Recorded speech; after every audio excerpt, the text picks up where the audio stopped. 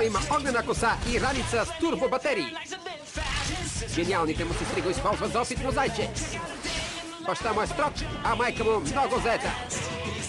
Най-добрият приятел на момчето е говорещо куче. Експерименти с гении, битки с злодеи. Какво ли значи всичко това? Това е животът на момче на име Джони Тест.